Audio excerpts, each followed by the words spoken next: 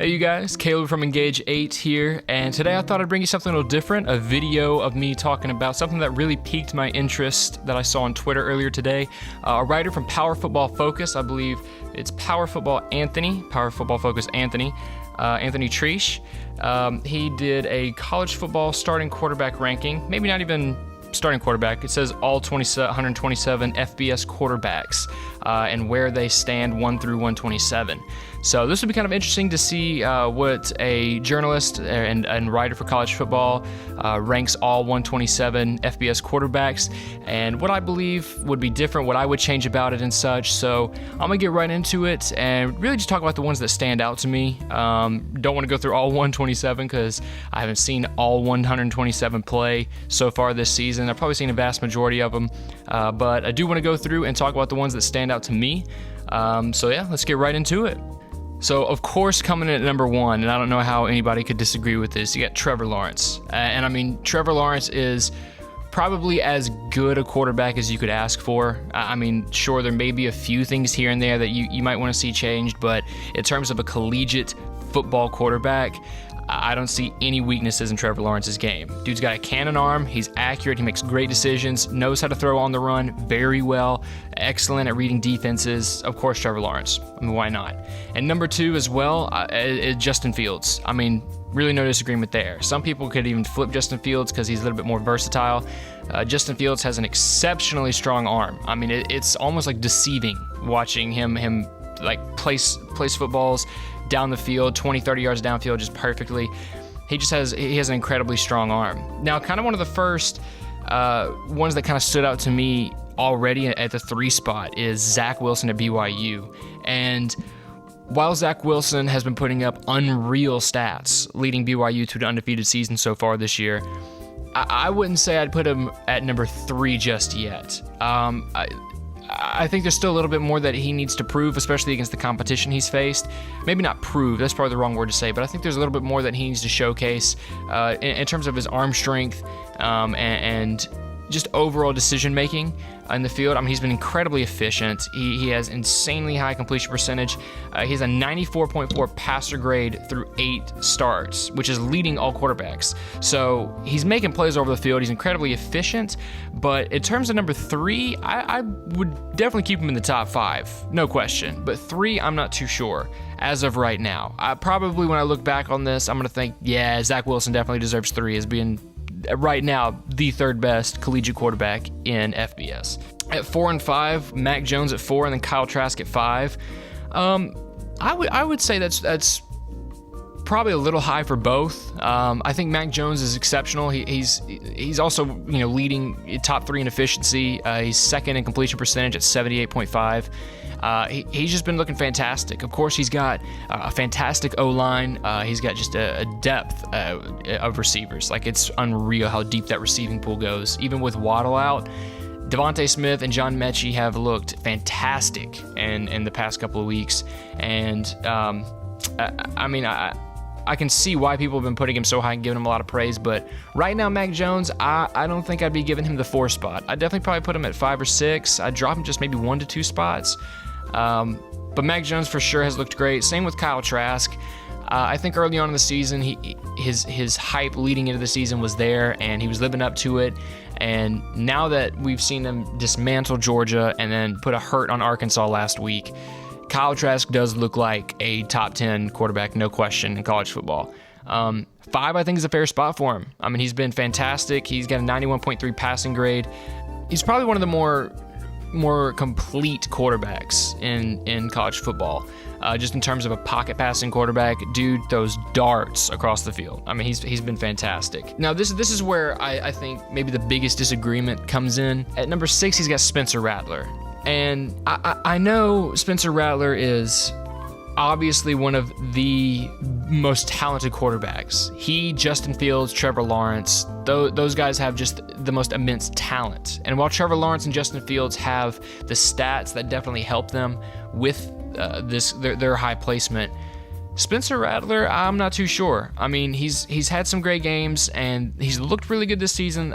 He has a 94.0 passing grade when outside of the pocket. So he's making plays when he's scrambling. But at number 6, I'd probably put him down about 10 right now. Those 2 losses really hurt him, but I think I'd keep him at 10 for right now. Now, number 7, this is the guy who I'd probably put up there at 4 or 3. Sam Howell at North Carolina. Now, Sam Howell at North Carolina has been, as good as you could ask for. He put up 550 yards last game, 6 touchdowns, 1 interception, throwing for, I believe, 75% completion. He's looked dominant. He has looked about as good as you could ask a quarterback to look. North Carolina's been looking pretty good. They stumbled kind of early on and had to regain their feet, but they're on the right track right now, no question. Derek King at 8, I would say so. He's been looking fantastic. His mobility is ridiculous. Derek King is on fire.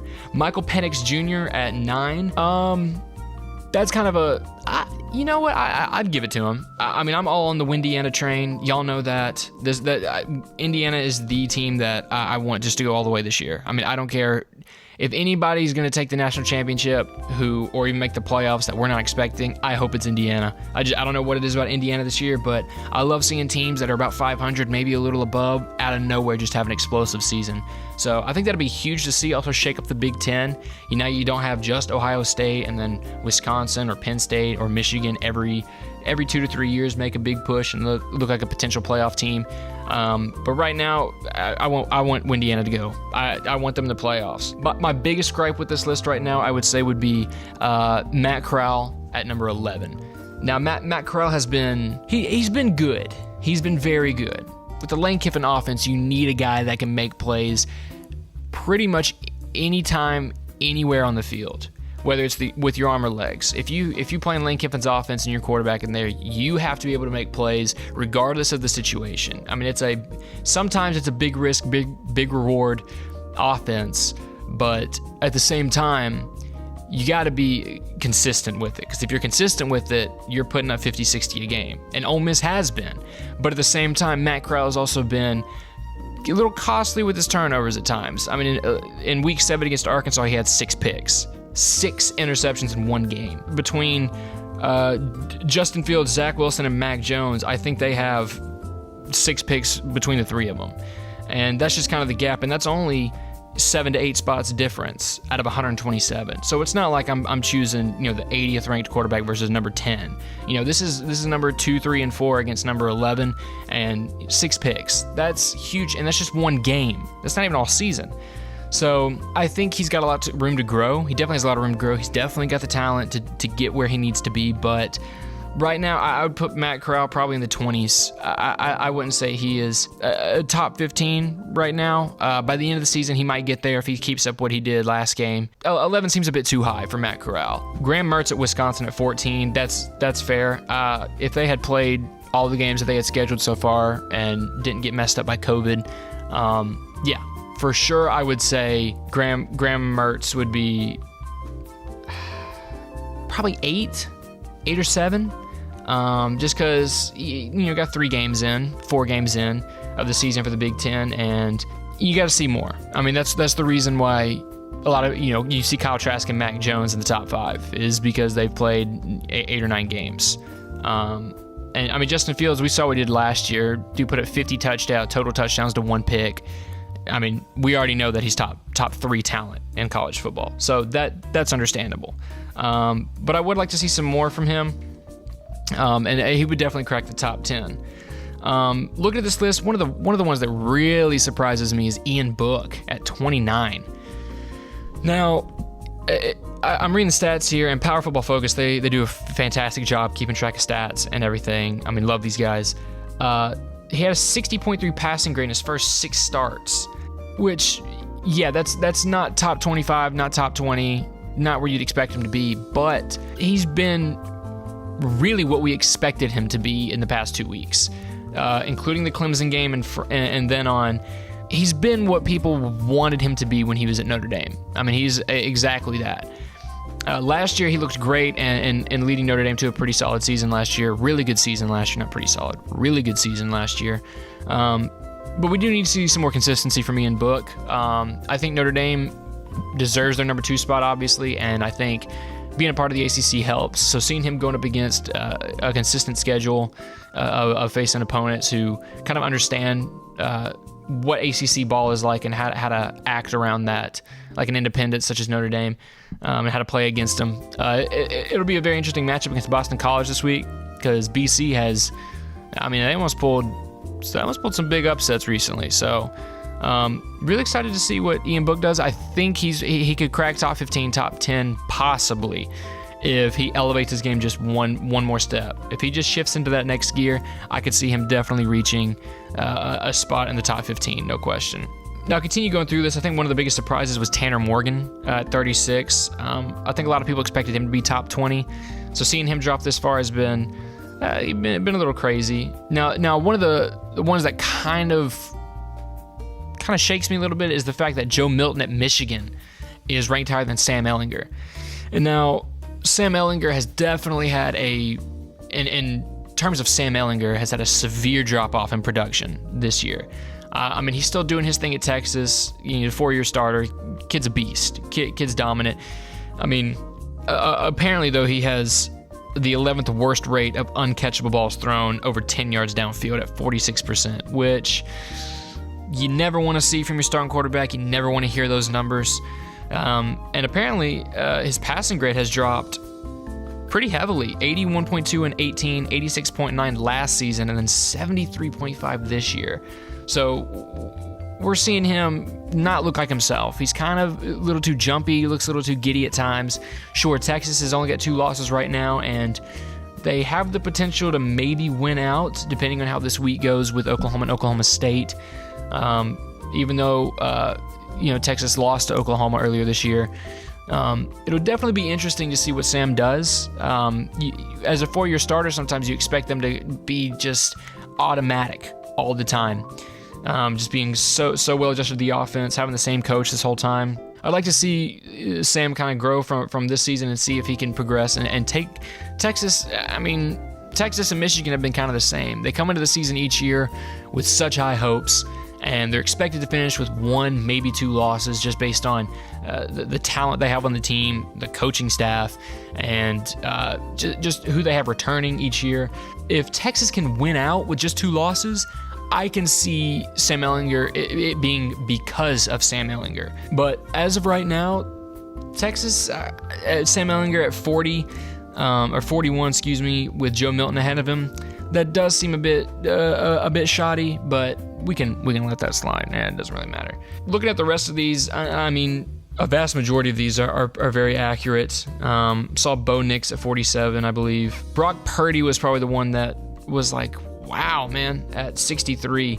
That one's understandable just because Brock Purdy has kind of fallen off, even though the Cyclones are killing it this year. They're ranked in the top 20. They look good, leading the Big 12 right now. But his passing grades of 88.0 in 2018 and then 82.2 last year showed that he is, like this article says, one of the best passers when he's in rhythm. When he gets going, he's automatic. But this year it's down to a 60.7. Man, that is rough. And Brock Purdy is not a guy that I'm going to disrespect at all, because I like his game. I like what Iowa State's doing right now. Cyclones look really good. But Brock Purdy, if he was playing as well as he did last year or in 2018, I could see Iowa State right now being undefeated in top 10. No doubt about it. Just because I think when you have that quarterback play that's consistent and is a step above what other people are doing in your conference and in the nation, that's when you see your team have that top 10 ranking and 1 loss maybe. That's what we see with Ohio State. We see it with Clemson. DJ Uiagalelei he looks ridiculously good. So even with Trevor Lawrence missing 2 weeks and DJ stepping in, the quarterback play didn't drop. DJ looked fantastic, scrambling a lot too, looked good on his feet. So that's the difference really. And if Brock Purdy can elevate his game to what he had in the past 2 years, I can see Iowa State handily winning out the rest of the season. Looking at the rest of these, I'm not really seeing any big surprises here. Luke McCaffrey at 86. I definitely think that if he gets into more of a rhythm, then he can be a really consistent quarterback there at Nebraska. He got his first start against Penn State and they won that game. He looked good running. He definitely looked like he can handle the ball well. Passing, though, that's the one thing that he needs to get down. It's good to be a dual threat quarterback, but when you're a run first quarterback, a lot of times offenses stutter heavily on that. What Luke McCaffrey can do to kind of change some of that to get better with his accuracy, for sure. He was overthrowing balls. He didn't really complete anything over 10 yards. So he definitely has a lot to grow from and a lot to gain and a lot to kind of build up on. But yeah, we'll see where Luke McCaffrey goes from here. I think Nebraska can probably win a couple more games this year. I don't know how well they're gonna or how good they're gonna look for the rest of the season, but I would like to see Luke McCaffrey kind of grow more. I'd like to see run first quarterbacks really blossom into great passers, such as Jalen Hurts at Oklahoma. It'll be nice. I wish we could have seen it with Khalil Tate. Kevin Sumlin kind of fumbled the bag there. But that would have been awesome to see with Khalil Tate at Arizona. We'll have to see with Luke. Hopefully he grows a lot and gets a lot better at this. Yeah, as far as the rest of the list, looks pretty good. I mean, Jarrett Garantano at Tennessee is at 100. I'd put him there. Yeah, I don't know. And kind of a lot of the rest of the list, kind of as you read it, you think, yeah. Even though KJ Costello there at 119 looked unbeatable in this Mississippi State offense with Mike Leach in week 1 against LSU. Man, he has not been good. 44.5 passing grade, man. That ain't gonna do it. That's not gonna do it. Dorian Thompson-Robinson, was really hoping to see him kind of definitely grow his game. He wasn't the best, he wasn't the most consistent. He wasn't the best at efficiency and consistency at UCLA's first 2 seasons. So I was hoping that he made the jump this year. But so far he has just hasn't been looking as good as maybe a lot of UCLA fans were expecting and some just fans in general. Yeah, so that will wrap up today's video, just going through pretty much this whole list of 127 FBS quarterbacks that have played this year. For most part, I think, as you do with any list, a lot of the top 20 to 30, there's going to be some disagreements there, but that's just what it is. I mean, when you're really trying to separate the best of the best, there's going to be the arguments. It happens in every sport. I mean, basketball, Kevin Durant, LeBron James, Anthony Davis, Kawhi Leonard, all these big-time players, Giannis Antetokounmpo, Steph Curry. Everybody's wanting to kind of place one guy, James Harden. I mean, I can just keep going. Everybody's trying to, once you get to the top guys, it's kind of really hard to separate really who's better at what and who is overall the best. So looking at this list, I think it's a pretty good list. I think there could have been a few changes for sure in the top, in the 20s, in the teen areas. But other than that, I think it's a pretty solid list. There was some in the 40s and kind of up in the 50s and 60s I would definitely change. But overall, I think it was pretty solid. I'm excited to see how much this will change. I might try and keep track and make my own list. Maybe not all 127, but I definitely have to dive deep in the stats and take up a full couple of days to gather that information. But it will be good to kind of go through and see what really will change with these quarterbacks and see where they go from here. So for Engage 8, my name is Caleb. See you guys later.